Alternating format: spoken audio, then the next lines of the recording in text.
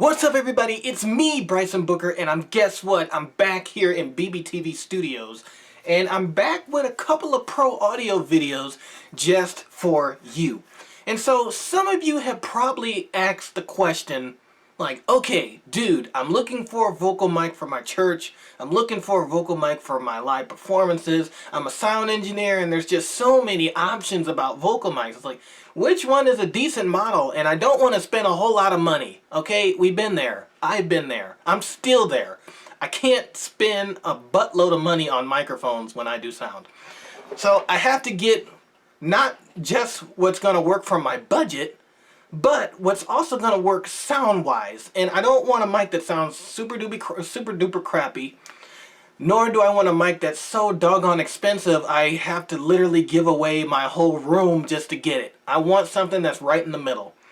Well, I'm here to tell you about two microphones that are pretty much in that mid-level price range. It's not too expensive, and it's not too cheap. It's right in the middle, and they're both great microphones. I'm not biased about both of these microphones. They both have their strengths, they both have their weaknesses, and most importantly, they both sound great. Standard Shure Sm58. Again, everybody knows about this guy, okay? This is no surprise to you. This is the Electro Voice ND767A microphone. This was the original ND series, the ones that came out around the late 80s, like I said. This microphone is no longer with us. When I say that, I mean that it's no longer in production. Electro Voice does not make it anymore because it has been replaced with the new ND microphones. So this microphone has been replaced with the ND76. Both mics are affordable. Both mics sound great, but we're going to go into more detail, and I'll let you hear each mic individually as I give you some more information about it. So let's go.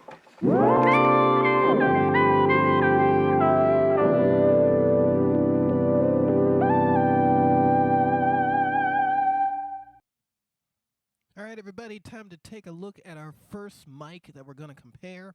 So today we are looking at the Shure SM58. Currently, that is the microphone that you are hearing right now, the reliable, legendary, and durable Shure SM58. This mic has graced many stages. Many musicians, many sound engineers know the sound, they know the look of it, they know the feel of it. They know that it can literally be used as a hammer and it still works. This mic has been on many stages for the past 51 or so years. It's pretty much been over 50 years since the SM58 has been on display. And even after all of those years, musicians still come to it because it's affordable, it's durable, and it's predictable. You know, many engineers, many musicians know what they're going to get from it, and they're happy with what they get from it. And so I'm going to read off some of the specs here. These come from sweetwater.com. And so the Shure SM58 is a dynamic cardioid microphone. So that means it mainly picks up sound in front of it, not necessarily on the sides of it, as you can kind of hear my mouth do it. I was moving to the side of the microphone.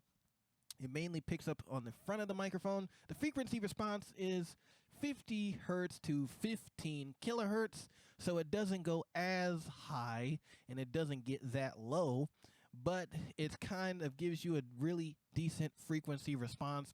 There is a rise in its frequency response at about 3K or 4K, 3 kilohertz to 4 kilohertz, which gives it that nice, I guess you could say, articulation in the high mids, which allows it to obviously be used as a vocal mic, as a speech mic, which will allow you to cut through a mix a little bit better. So it gives just a slight rise around 3K and 4K to give you some articulation in these upper mids frequency. Obviously, it doesn't get that high. 15K is not that high, but for what it does do, it pretty much has a nice neutral sound to it. All right, folks, you are now hearing our next microphone. This is the Electro Voice ND767A microphone from Electro Voice. This microphone was released a little bit later than the SM58. The SM58 was released in 1966, again, over 50 years ago.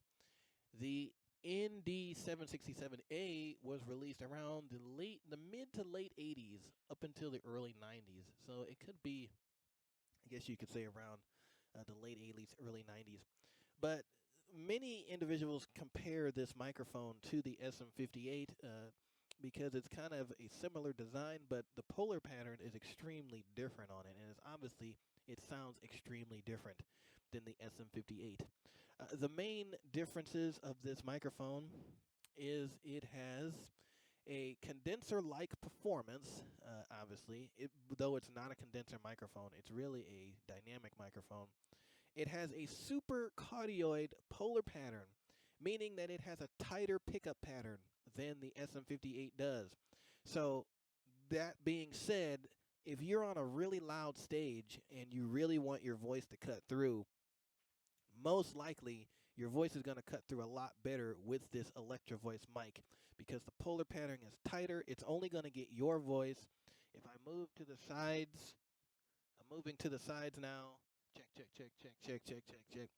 That sound drops off extremely quickly. And so I'm literally right on the microphone, and it's giving me this awesome performance, and I love it.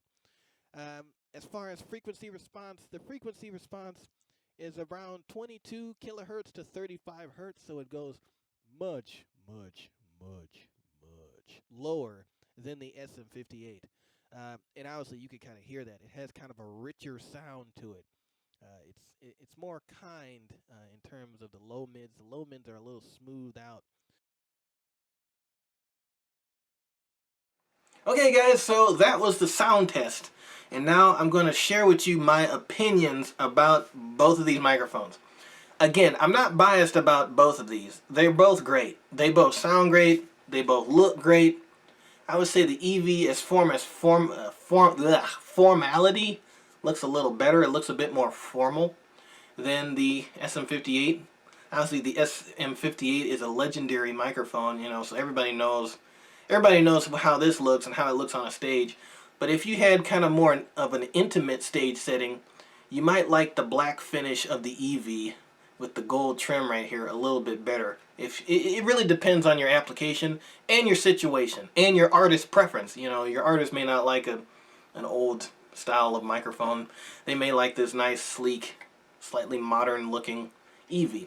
Who knows? That's up to you and your artist. As far as sound goes, the SM58 has more of an articulate sound to it. So in other words, it gives it kind of a presence rise around 3K or so. And that's really great. I think it's actually better for cutting through mixes than the EV. When I use the EV, because the EV is so rich and so sweet sounding, you know, it's great for like acoustic duos and soloists. But in a full band mix, when you really need it to cut through, I have to really gut a lot of that low mid stuff out of this for it to really cut through, because it really doesn't have that articulation and upper mid-range sound that the SM58 does. The EV, however, does have a smoother upper mid. It has more of a kind of a, I guess you could say, clarity to it around the 4K range, up around the 12K range. There's a lot of clarity, but there's not much articulation, which is needed when you're working with vocalists such as males who need that articulation in order to come through a mix. So for females, this is great. This is great for females because females already have enough articulation. Some females sound really brashy on an SM58, depending on who's mixing it. But on this EV, because the mic is so rich and so warm and so, you know, buttery, you know, you can put this on a female and it could sound really nice and sweet, you know, and it's like you're not dialing a whole bunch of that high mid stuff back. You can actually keep it there because you know, it's helping you.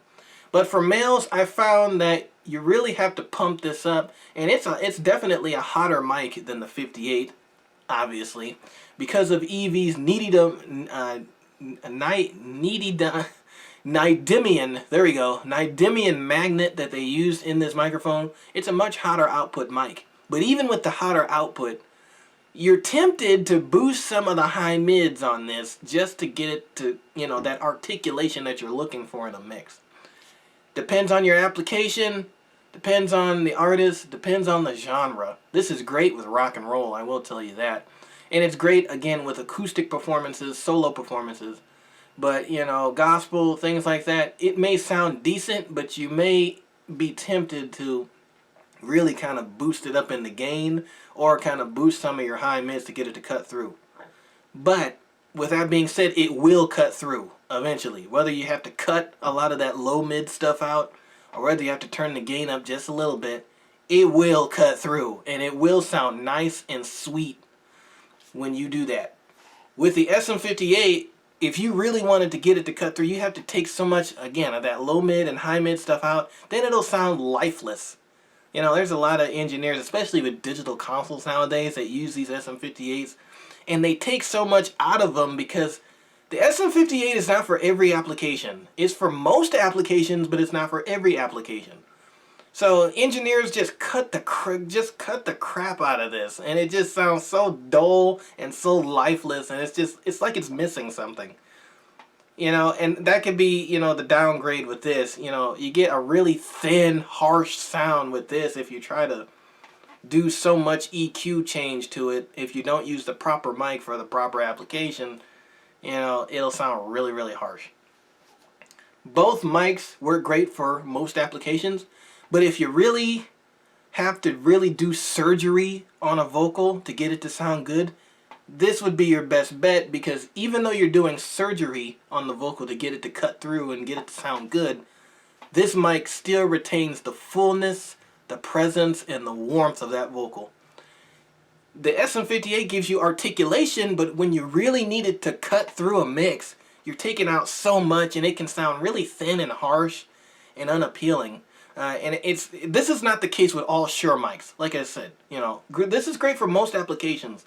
But when the sound really matters, or where you got a really big band where you really have to get this thing up in a mix, you got to take a lot out of it to really make it stand out. This, you can only take out maybe a little bit, and it'll stand out because A, it's hotter, B, it's going to give you that presence that you need to pierce through that mix, and C, it's going to retain that body and the warmth that you get in a vocal. Both mics are great for what they do. I use both of them. I love both of them. I can't get enough of both of them. Obviously, the 58 is a bit more durable than the EV, but obviously if you don't bop this one around too much, it'll be fine. They're both great mics. $79 generally, and about $100 generally. So they're both great mics, both respected manufacturers, both American manufacturers. So yeah, woohoo for America. Anyway, they're great microphones. They sound great. This one's a bit more sweeter. This one's a bit more articulate. Both do the job perfectly with the right engineer and the right application. So, thanks for watching.